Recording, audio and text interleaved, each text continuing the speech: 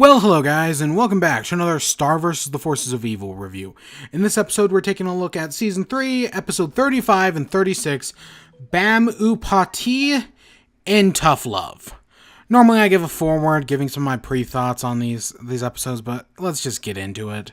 So, Bam Pati starts off with this, I don't know, it reminds me of a Japanese anime, obviously, but I'm pretty sure the language is Korean? Because, well, again, I don't speak any of the Asian languages, obviously.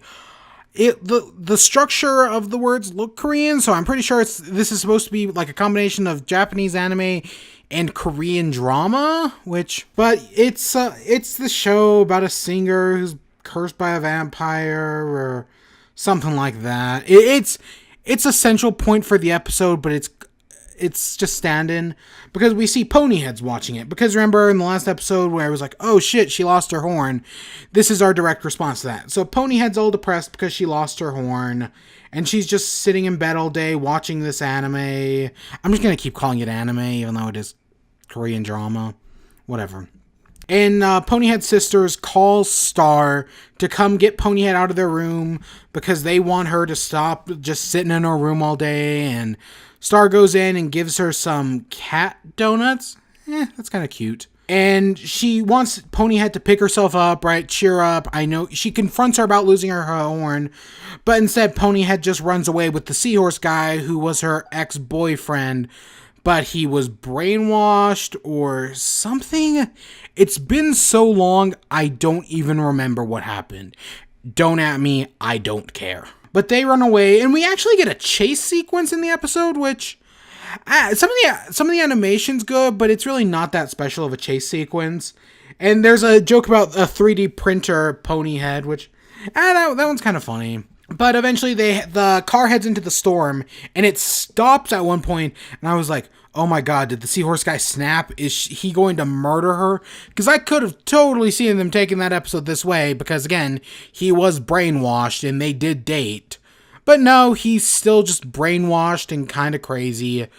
But Ponyhead steals the car, and eventually crashes it, and watching her Korean drama, it basically tells her to pick herself up, right? Don't hide away. And Ponyhead uses this to cheer up. This is the part of the episode I like.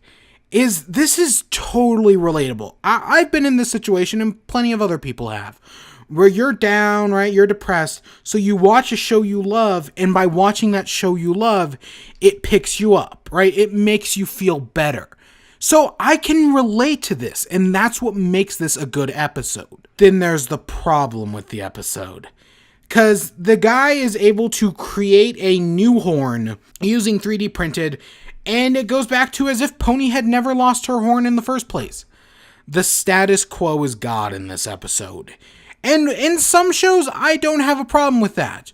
But right when it looks like we're getting actual character growth, nope, we just reset everything because Ponyhead's horn's back, and she's still a massive bitch to her sisters. So nothing was really learned in the episode, which kind of sucks. I kind of would have preferred if Ponyhead didn't have her horn anymore. Actual, character growth that you can't have in shows that have the status quo as God, and usually this show doesn't either, but this is one of the few exceptions. It's a real problem with the episode. But overall, I am still positive. It's just, Ponyhead in this situation is relatable. Her watching the show to pick herself up, and how she works out the problems on her own. I know this isn't the perfect solution in real life, that sometimes, yes, friends are there to help, and Ponyhead even admits that, yeah, she is happy Star was there, and she really does consider Star a sister. But the episode, I can see how people will have a real problem. I could totally see how people will call it filler. I need to stop using that word. I feel like I overuse it at this point. The next episode, however, I really like. It starts off with Moon and Eclipsa at Rich Pigeon because they're following the trail of destruction towards Eclipsa. Rich Pigeon's... he's still Rich Pigeon. Is his voice different in this one? It sounded different. Maybe it's just because he's angry. But they follow Meteora's trail of destruction. And Eclipsa's nervous, and she still reminds me of Star, because in this moment she's joking around, because she's not taking it seriously, and neither would Star. Which I wonder, does magic corrupt? Like, cause, okay, Eclipsa was part of a royal family that trickled down until she was corrupted in their eyes. Again, she isn't. She's just different. And then the royal family started all over again with Festivia leading down to Star, who is also different. Is this just something that happens with magic in this world? Because I feel like it's a good explanation, because she still really does remind me of Star. I still really like Eclipsa. And this entire episode proves, no, she's not the villain. I mean, they really have done a good job at setting up Meteora as the villain. Meteora went through and destroyed a village, and they run into an angry mob, and the jokes at the angry mob are not funny. This is one of my problems with this episode, is that they go on for too long, and I don't think it's funny at all. But they eventually leave the village, and they run into Eddie. You remember from Bug Beast to Bugaboo? He has his lines. I'll admit, he's kind of funny. I like his design. I think, did I say that in Bug Beast to Bugaboo? I think it's a neat design, how he can hide in the bush. I like it. It's interesting because later on, they know his name, but he never tells them.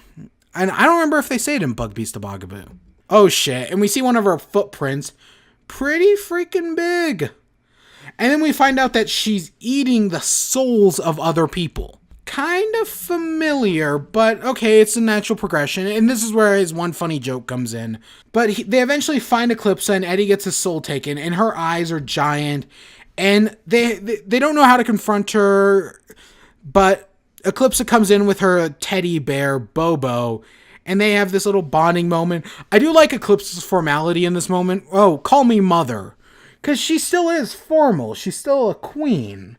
It makes sense.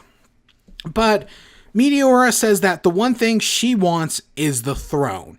And Eclipsa admits that that's the one thing she can't give her because it's no longer hers to give away. I'm glad that Eclipsa doesn't turn to Meteora's side here. Again, she's not a villain. And two, I'm glad that she's respecting Moon as the queen. Because even though they're not related, they're still family. You see what I did there?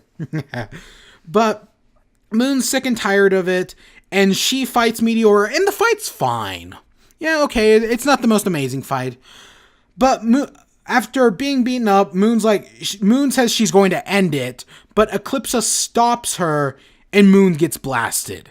I don't know if she was going to kill Meteora. I wouldn't think so, but I mean, after the Immortal Monsters incident, I could see it going either way. But it also, Eclipsa stopping her doesn't make her a villain, because she's basically the only one left after this, because Moon's kind of had half her soul taken. One eye is the star, one's not.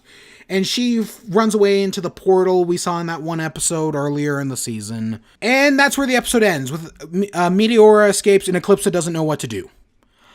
It's a pretty solid ending. The first half of the episode's whatever, but once we actually get into the whole Meteora Eclipsa stuff, it's really good. It's really solid, and it's what makes the episode good. And it is a big climactic thing. I am curious to see where it's going to go next, because according to a commercial I saw at like 2 a.m. last night while channel surfing, the next episode is the season finale.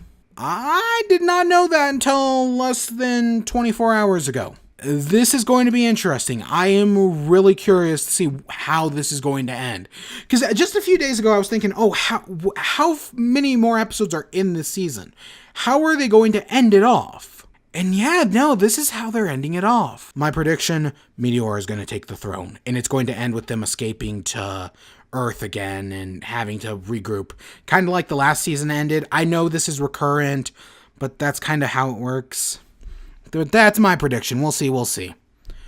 But I hope you all enjoyed. Stay tuned for more. Until next time, peace.